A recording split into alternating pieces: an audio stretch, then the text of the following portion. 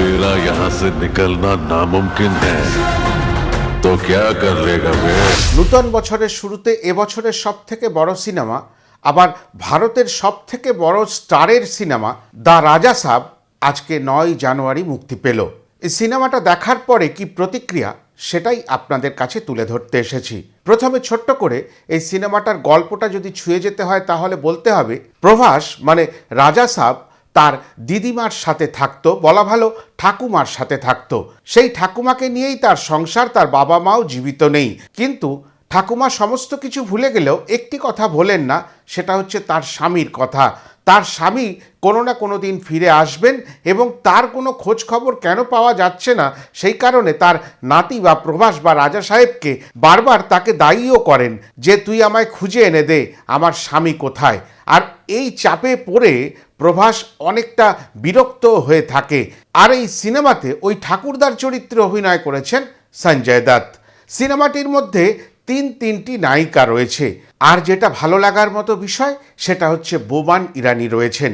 বোমান ইরানিকে সাম্প্রতিককালে মুম্বাই জগৎ যেভাবে ব্যবহার করতে পারছে না, সুন্দরভাবে ব্যবহার করা হয়েছে এই দ্য রাজা সাব সিনেমাটির মধ্যে।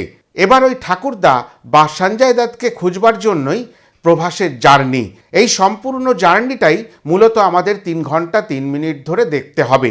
এবারে বলবেন দেখতে হবে কেন বললেন? হ্যাঁ, এটা বাধ্য করা হচ্ছে। প্রথমেই যে গল্পের ছোঁয়াটা দিচ্ছি তাতে আপনাদের অনেকেরই প্রশ্ন আসতে পারে যে টিজার ট্রেলারে এ গল্প তো আমরা বুঝেই ফেলেছিলাম। একদমই তাই, এই গল্প এতটুকুই। তবে টিজার বা ট্রেলারে যেভাবে প্রচুর ভিজুয়াল এফেক্টস দেখেছেন, বিজিএমের ব্যবহার দেখেছেন, সেইটা ততোধিকভাবে বেড়ে যাবে যখন আপনারা 3 ঘন্টারও বেশি এই সিনেমাটি দেখতে বসবেন। প্রথমেই এই সিনেমাটির মধ্যে যে যে জিনিসগুলো ভালো লাগার সেটাকে তুলে ধরি। সেটা হচ্ছে 2-1 জনের অভিনয়। সেই অভিনয়ের প্রথম পর্যায়ে আমার যাকে মনে হয়েছে জারিনা ওয়াহাব, যিনি ওই দাদিমার চরিত্রে অভিনয় করেছেন, দুর্গা দেবীর চরিত্রে বলতে গেলে তিনি একজন রানী ছিলেন। তবে রানী হওয়া সত্ত্বেও তার এমতো অবস্থা কেন হলো সেই প্রশ্নটার উত্তর খুঁজতে গেলে আপনাদের সিনেমাখানি দেখতে হবে।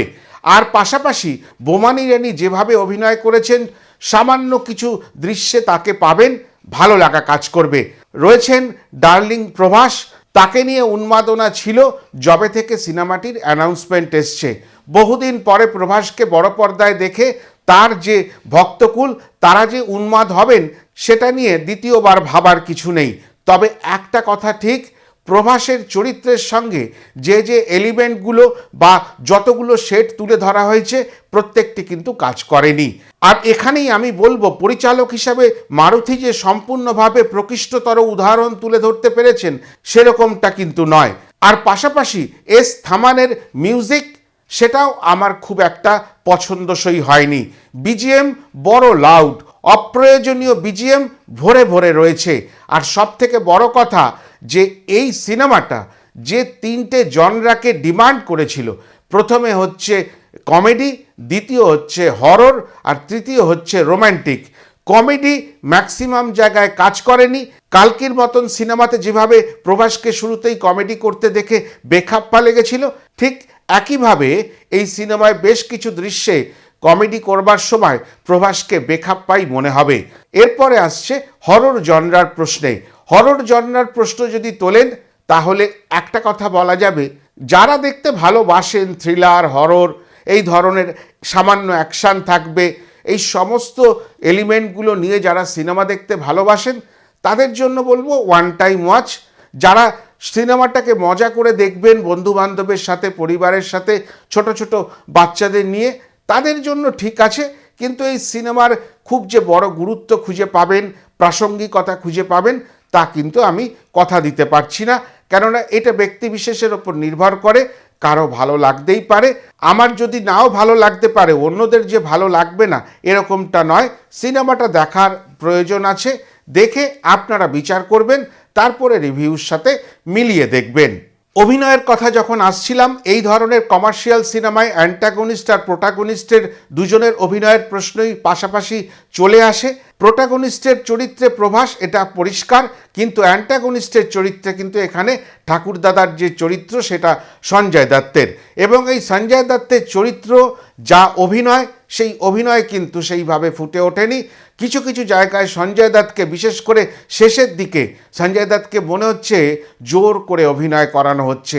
সঞ্জয় দত্তের অভিনয়ের মধ্যে এত বছরের যে অভিজ্ঞতা সেটা প্রকাশই পাচ্ছে না। আর এইখানেই সিনেমাটা কিন্তু ফেল করতে শুরু করে। প্রথম কথা, বড় টায়ার্ড ফিল হবে এই সিনেমাটা 3 ঘন্টা ধরে বসে দেখবার জন্য, আর একেবারে এনগেজিং নয়, আর বিশেষ করে কানেক্টই করে না। এরপরেও গল্প চিত্রনাট্যের কথায় যদি আসেন, আবারও বলবো মারুতি দাসারি ফেল করেছে। কেননা পরিচালক সত্তা তো ঠিকভাবে পরিষ্কারভাবে ফুটেই ওঠেনি। কোন চরিত্রের পরে কোন চরিত্রটা আসছে, কোন সিকোয়েন্সের পরে কোন সিকোয়েন্সটা যাচ্ছে, ঠিক মানুষের কাছে বোধগম্য হয়নি। হতে পারে, আবারও বলছি, যে আমি বুঝতে পারিনি, কিন্তু আমার সঙ্গে জনা কয়েক যে দর্শক এই প্রেক্ষাগৃহে বসে সিনেমাখানি দেখছিলেন, তারা প্রত্যেকেই হতাশভাবে প্রেক্ষাগৃহ থেকে বেরিয়ে এসেছিলেন। সেই জায়গা থেকেই আমি বলতে পারবো। এরপরে আসবো 3 নায়িকার প্রশ্নে। একটা সিনেমায় 3টে নায়িকার প্রয়োজন পড়তে পারে, তা বলে সেটা তো এখানে কপিল শর্মার সিনেমা নয় যে 3টি নায়িকা নিয়ে সে শুধু কমেডি করে যাবে, অপ্রয়োজনে কিছু দৃশ্য বেড়ে যাবে আর ওই 3টি নায়িকা নিয়ে গল্প তৈরি হবে। এখানে নায়িকার প্রশ্নই ছিল না, একজন নায়িকা হলে যথেষ্ট ছিল। কিন্তু তিনটি নায়িকা নিয়ে কি বোঝাতে চেয়েছেন, গল্পের কোন দিকটা তুলে ধরতে চেয়েছেন, বা প্রভাসের কোন রূপটাকে প্রকাশ করতে চেয়েছেন, সেটা কিন্তু পরিষ্কার হলো না। আর প্যান ইন্ডিয়ার নাম্বার 1 রেবেল স্টার, যেটা গানের মধ্যেও উল্লেখ আছে, সেইটা ক্লেম করতে চেয়েছেন, তাহলে 3টে নায়িকার যথার্থতা হয়তো খুঁজে পাওয়া যেতে পারে, যে কোনো নারী তার সংস্পর্শে আসলে তার প্রতি আসক্ত হয়ে পড়ে। কিন্তু এই ধরনের গল্পের সাথে সেই বিষয়টা আমার মনে হলো ঠিক খাপ খেয়ে গেল না। মোটের ওপর বলা যেতে পারে ফার্স্ট হাফ একেবারে বোরিং। ফার্স্ট হাফে কিছুতেই যেন সিনেমাটার সঙ্গে সম্পৃক্ত হতে পারছিলাম না, কিন্তু দ্বিতীয় অর্ধে একটু একটু করে গল্পের বাঁধন আসলো। বিশেষ করে বোমান ইরানি যখন থেকে এসে পৌঁছালেন, তখন সিনেমাটির মধ্যে একটা বাঁধন তৈরি হলো। তিনটি নায়িকাকে নিয়ে জড়িয়ে আরও কিছু পুলিশ অফিসার্স আর 2-1টি পার্শ্ব চরিত্র নিয়ে যেভাবে কমেডি দৃশ্যগুলোকে তুলে ধরতে চেষ্টা করা হয়েছে, সেইগুলো দিয়ে মোটামুটি দ্বিতীয় অধ্যায়টাকে টেনে দেওয়া যায়। আর বাকি এই গানের প্রশ্নে গেলে কোনো গানই সেইভাবে মন ছুঁয়ে যাবে না বা মনে ধরে থাকবে না। শোনা গেছে 50টারও বেশি কাটস নিয়ে সেন্সর সার্টিফিকেট পেয়েছে, তবুও বেশ কিছু ভয়ঙ্কর দৃশ্য কিন্তু এখনও সিনেমাটির মধ্যে রয়ে গেছে। প্লট নিয়ে তো কথা বললাম, যদি লোকেশন ওয়াইজ কথা হয় তাহলে প্রথমে একটি গ্রাম্য পরিবেশ দেখানো হয়েছে, পরবর্তী সময় জঙ্গলের মধ্যে একটি পরিত্যক্ত বাড়িকে দেখানো হয়েছে, যেই বাড়িটিকে নিয়েই মূলত এই কাহিনীখানি।